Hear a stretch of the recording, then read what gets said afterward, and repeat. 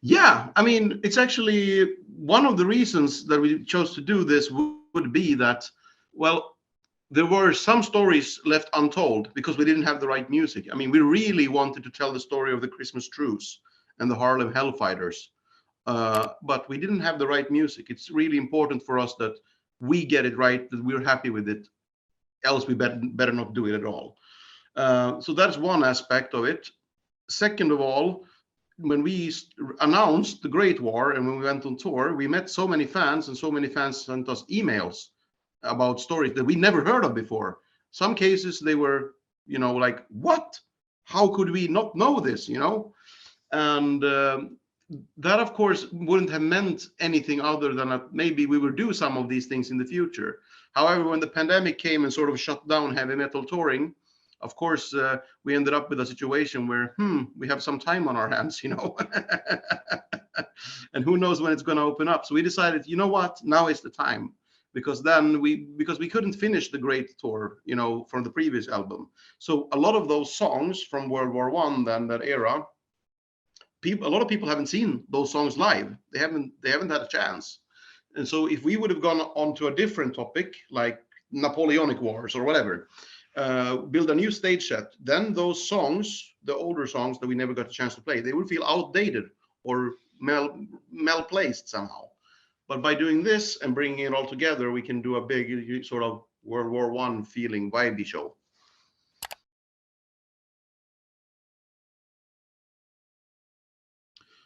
I don't know, actually. And I'm the one who should know, actually, in this case. So that's a big fail on my part.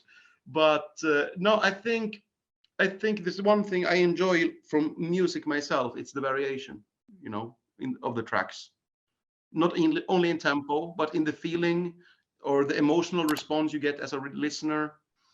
Uh, so yeah, I think we didn't set out to do a more experimental album at all. We were focused only on trying to make the best Sabaton album ever, because that has to be our goal. Every time we hit the stage, we have to try to make the best show we ever did. Or every song, or let's say album we do, we have to work and try to make that the best album ever. However, not every time is going to be successful. That's a totally natural thing. If we're on the stage and half of us have fevers because we're sick, it's not going to be the greatest show. Uh, but at least we should go in with those things in mind. But I think then that album, being the diversity and the variation on the album, I think is a consequence of us trying to make a better album than we have done before, because we want that variation, and not get too comfortable, the listener to get too comfortable and feeling like they're hearing the same thing over and over. No, not really. I mean, in a sense, every event we sing about, which is, military history, has a place and a time. We didn't mean to do a traditional Christmas song to go on a Christmas album next to Mariah Carey and, Last Christmas by Wham, that wouldn't work. But in this case, some fans were a little bit upset. I mean, not angry for real, but that we really released a Christmas song already in, I don't know, November or late October. I can't remember when we released it, actually. But the thing is, by those standards, then we can only play the song Primo Victoria on the 6th of June, because it's about D-Day. Every song we do has a time where it belongs, or a date where it belongs. But of course, this being a Christmas song and the Christmas theme being central to the events when they happened, of course, we have to have Christmassy elements in the music video, but also integrated into the music.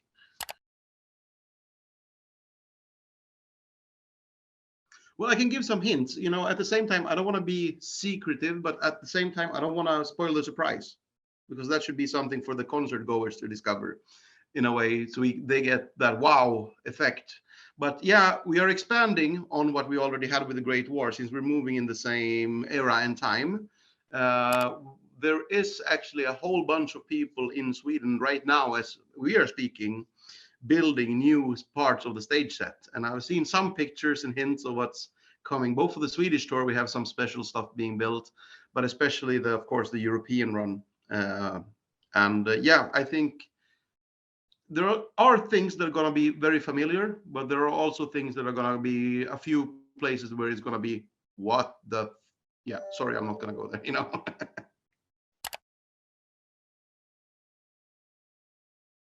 Well, yes and no. I mean, we don't have any strict rituals. We usually sort of, everybody has different things. Some people do fist bumps, you know, with the, I mean, all of us in the band do that with the crew and with the other band members, at least the core crew who are working the stage with us, stuff like that. Other things like, yeah, Hannes and Chris usually jump up and chest bump each other, and then just to fuck with me, they say the wrong city name, you know.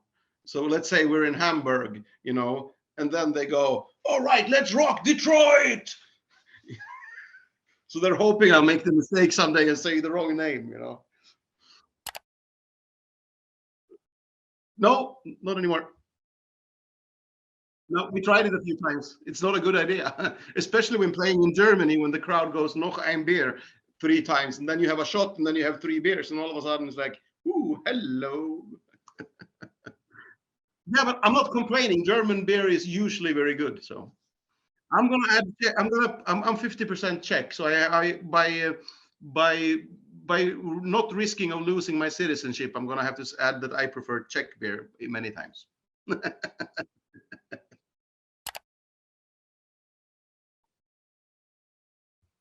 Oh, I would not miss a lot of things about airport security and luggage handlers and conveyor belts. You know, that's for sure. But it's a necessary, because doing those things that I don't like means I can do much more things that I really like. So I still think it's worth it. But I think I'm most grateful for the fact that after over 20 years as a band, we are now in one of the absolute proudest moments, I think, for me, because I'm so insanely proud over, well, the musicianship, the people, you know, for example, coming into Serbia, we performed in July at Exit Fest in Serbia, big festival, and we haven't rehearsed for a long time. And we were all nervous because we only had 2 days of rehearsals in Serbia. But then we did a music video first, but then we came in, and the crew, the band came in, the crew were already there setting things up.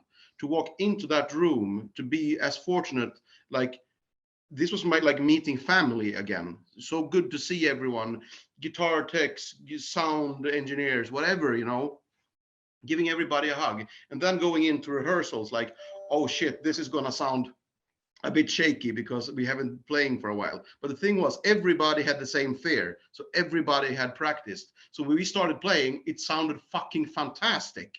And at that point, we had 2 days, but we technically wouldn't only need one, I guess. But to know we have one more day of rehearsal, it already sounds really good. We have time to work on the details to what to make better. And to then close down for the day in a good time without working too long, and then going out, everybody, and eating dinner together. That's something I'm grateful for.